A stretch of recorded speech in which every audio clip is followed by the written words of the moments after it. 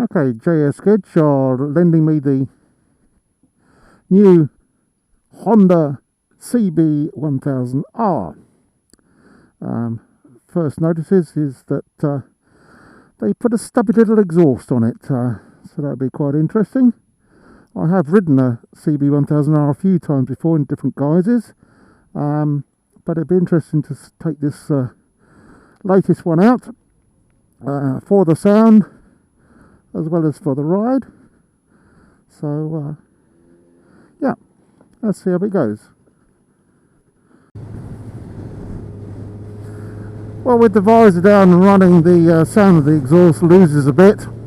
Yeah, much nicer with the visor up and but yeah, all good. Definitely feel that the bars are quite close to you. So what do we have on the dash? We have speedo, quite small, temperature, rev gauge, clock, odometer, a bit of fuel there, so nothing's in your face here. It's all quite discreet on the readings. All the information would be there. Again, the actual control switches again quite small and neat. Yeah, nothing big and bulky. That's all quite nice. I think what they've done, they've made this bike very compact. You know, 125 is not that different unless you have a closer look. So they definitely you know, try to make it a nice compact bike. The seat's got a sort of firm patch in the middle. It is like sitting on a pad. I suppose that's how they want to make it a bit more racing orientated. So yeah, I'll give it a bit of a bounce with the suspension. Brakes are quite firm. Not a lot of play on the lever, which is good. Mirrors are quite good. I can see quite well behind those. I did give them a little adjust earlier. We'll just head out over the marshes and just remember that again the indicators are at the middle on this one and not changed like the other Hondas. So having just got used to the new position, these are still at the old position. So yeah, beeping horn, turning the indicators, but you'll get used to it once it's your bike. Yeah, again, I feel sat on top of this one, not sat in it. Definitely feeling that the bike is under you and quite firm. But that's quite good. You'll get quite a good view. Just sort of looking down, I can't even see the clocks or the face. You do have to put your head down just to look at anything on there.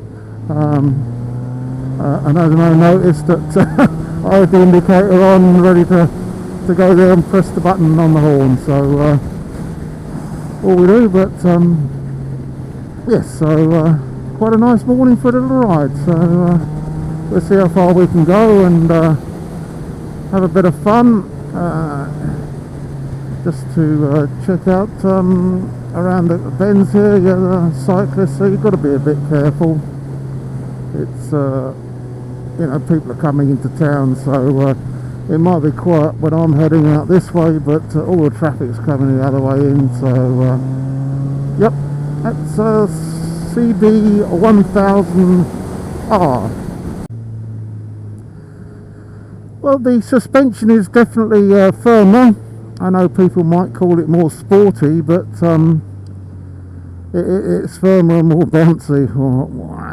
I'd say bouncy is quite a correct word, but harder, and you know, you get a bit of a bump out of it.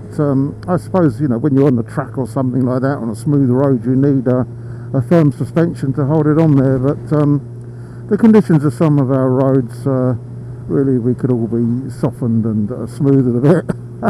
So you know, get a better ride out of it. But so let's just say it's a firm, sporty ride on the suspension.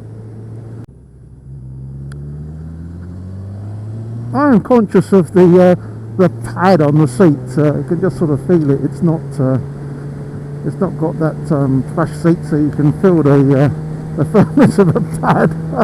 Like I've got something inside my leathers rather than on the outside. But all good. It's not uncomfortable. The response to the throttle is quite quick. I imagine I'm in a fairly responsive third gear or something now, so that does help.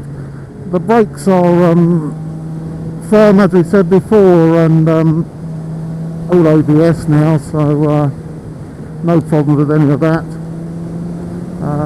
It's a bit of wind resistance. The bars are quite wide for a naked, I guess, in the non-adventure type of naked bike, so a bit of wind resistance, but I'm sort of used to that with my street, so I don't really notice it like other people do. But someone coming on this for the first time might feel, oh, you know, there's a lot of wind resistance, and just try and avoid the you know, holding tighter onto the bars, because that won't do any good for your ride. So just keep relaxed and a bit of a grip with the tank, and all's good. But it definitely is a fun bike going out for a bit of a black. It's got some quite nice looks about it. You know, there's a couple of the fancy versions with the on the better colour schemes on it than this one, but you know, you can't beat a white bike. I've had quite a few white bikes and white cars, so you know, white is always a good colour, if you want to call it a colour, but that's splitting hairs. But yeah, no, it's nice. You know, I can sort of have a bit of a lean run and a bit of a play on here, not worry about anything too much. It's a nice bike for what it does. It's not a multi-purpose bike.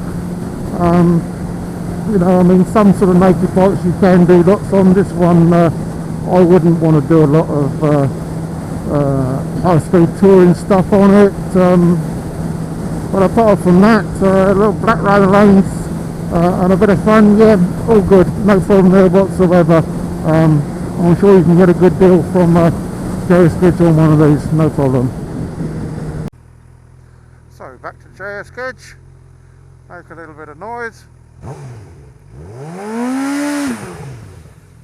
we go, just in case they didn't hear you. There are two gentlemen sitting in there waiting for their next customer.